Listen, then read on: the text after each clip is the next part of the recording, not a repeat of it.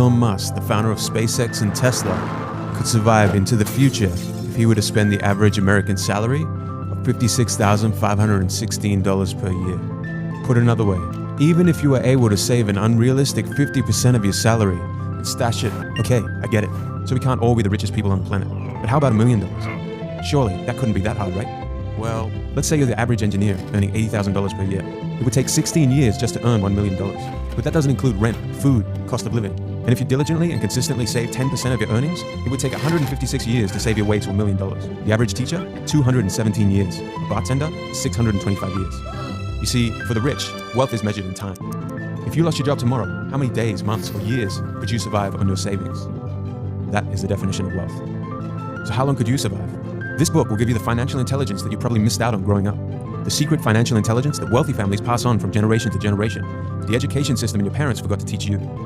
Not getting this information is why so many people remain forever stuck in the rat race. By the end of this video, you will know 95% of everything this book has to offer. You will have a bird's eye view of all the most important concepts and quotes that will change your perception of wealth and guide you on your journey to financial freedom. Let's jump into it.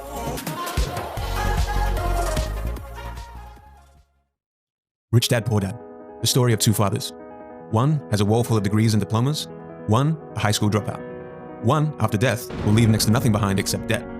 The other will have died one of the richest men in Hawaii and will pass on his empire to his children. Rich Dad guides two boys on a journey to best use their minds and finite time to create wealth through investments and business. This story shows the difference between "I can't afford that" to "How can I afford that?" His poor dad would say things like "I'll never be rich," and his prophecies became true.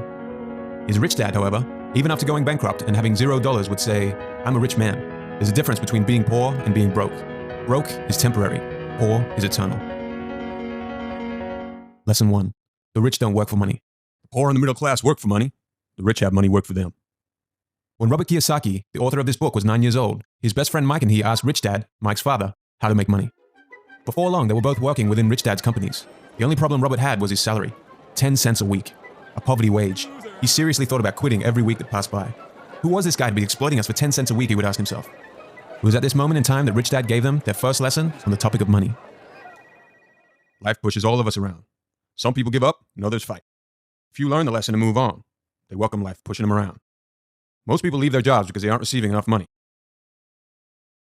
They would have already quit. But the wealthy see it as an opportunity. They work very hard for little money, clinging to the illusion of job security, 3 weeks vacation, and a skimpy pension. People's lives are forever controlled by two emotions, fear and greed. Here's how the pattern goes. Your fear of not having money motivates you to work harder. Then the paychecks begin, and your desire and greed for new cars, new products, new shoes and clothes begins. You want more things, so you work harder for that promotion. Then the pattern is set, and you're stuck in it.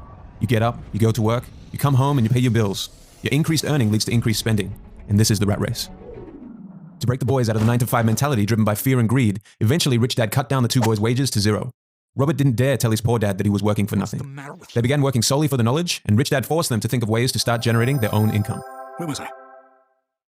One day, two older comics were left lying around one of Rich Dad's stores, and this was the inspiration for them to open their first business. They recovered the outdated comics, opened a library in their basement, classmates paid 10 cents for entry, they paid the sister a wage of $1 a week, and before they knew it, they were earning $9.50 a week without even needing to work. This was the beginning of their journey of not working to earn money, but making money work for them. Key lesson. Getting a job is really just a short-term solution, getting enough to pay expenses, to the long-term challenge of building your net worth. The more you get paid, the higher your expenses become. This is human nature, and it's driven by fear and desire. Once you get stuck in this cycle, you are forced to work for someone else the rest of your life. Lesson 2. Why teach financial literacy? It's not how much money you make, it's how much money you keep. If you're looking to school to make you rich, then you're looking in the wrong place. The education system's primary objective is to train you on how to become a good employee, but it does a poor job of making you a good employer. Things like managing your own personal finances and building wealth aren't taught to you by the education system in its current state. You can only rely on yourself to use this knowledge and acquire assets that allow you to generate an income. The first pillar of financial literacy and escaping the rat race is understanding the difference between an asset and a liability. An asset puts money in my pocket. A liability takes money out of my pocket. Let's quickly look at the income statement. Your income statement is money going into your pocket. Expenses is money going out of your pocket. Things like rent, food, electricity, and clothing go here. An asset is something that allows its owner to generate an income. On the other hand, a liability generates expenditure. This is the cash flow of an asset. This is the cash flow of a liability. Rich people acquire assets. The poor and the middle class acquire liabilities that they think are assets. Cash flow patterns. Cash flow tells a story of how someone handles money. This is the cash flow of a poor person.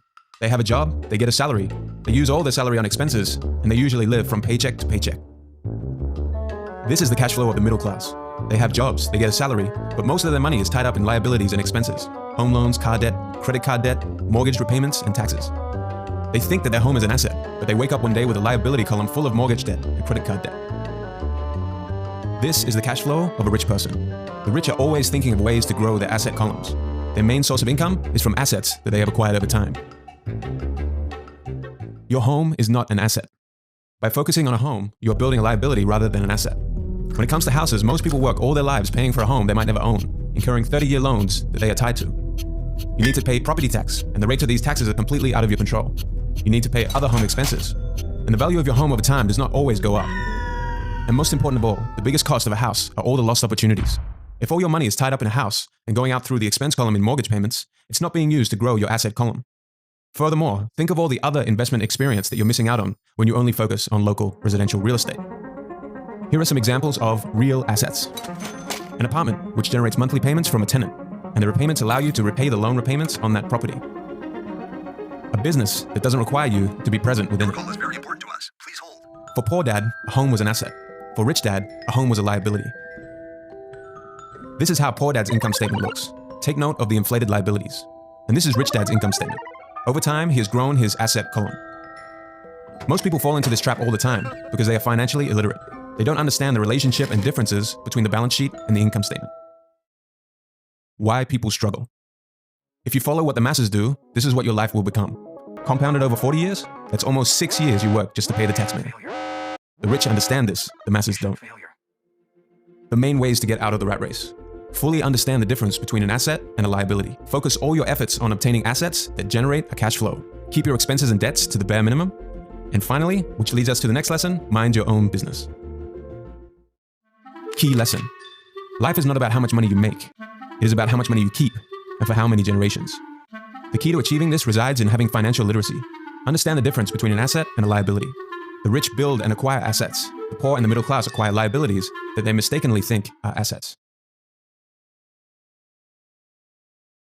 Lesson 3. Mind your own business. The rich focus on their asset columns, while everyone else focuses on their income statements. Robert Kiyosaki's first professional job was far from glamorous. He was a photocopier salesman for Xerox. Using the wages he earned, he invested into apartments. And after just 3 years, the revenue he was generating from his investments outpaced his salary. It was then time for him to leave Xerox and look after his business full-time. So what are some real assets you can begin focusing your attention on? 1. Businesses that do not require your presence to operate. 2. Stocks. 3. Bonds. 4. Income-generating real estate. 5. Notes, or IOUs. 6. Royalties from intellectual properties like music, scripts, or patents. 7. Anything else that produces an income or appreciates in value. Things like cryptocurrencies, websites, YouTube channels, etc. Once a dollar goes into your asset column, never let it come out again. Feed your asset column. Robert thinks of every dollar he puts into his asset column as an employee. Each dollar in my asset column was a great employee, making more employees to buy the boss a new Porsche. And the best thing about money is, it can work for you 24 hours a day, and it can work for generations. Key lesson. Don't confuse your profession with your business. The middle class focus on their profession, and as a result, they spend their entire lives building someone else's business. The rich, on the other hand, focus on building their own businesses. Your profession focuses only on the income section of your personal income statement. Your business revolves solely around the asset column on your balance sheet.